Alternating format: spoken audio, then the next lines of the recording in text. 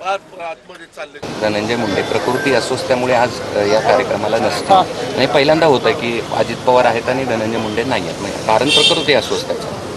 प्रकृती अस्वस्थामुळे येऊ शकत नसतील तर ते आपण समजून घेतलं पाहिजे.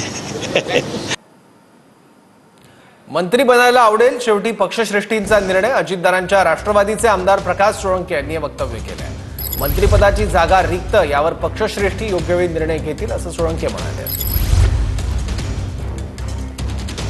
एक जागा खाली झाली आहे, दुर्दैवानं सुदैवानं काही असू दे, तुमची काय प्रतिक्रिया?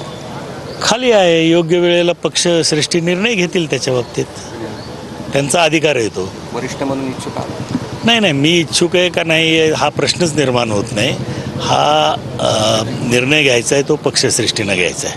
पक्षश्रेष्ठी ज्याच्यावर जबाबदारी टाकतील तो निर्णय योग्य आहे असं म्हणायचं. प्रकाश सोळंकेंना आवडेल कशाबद्दल? मंत्री व्हायला?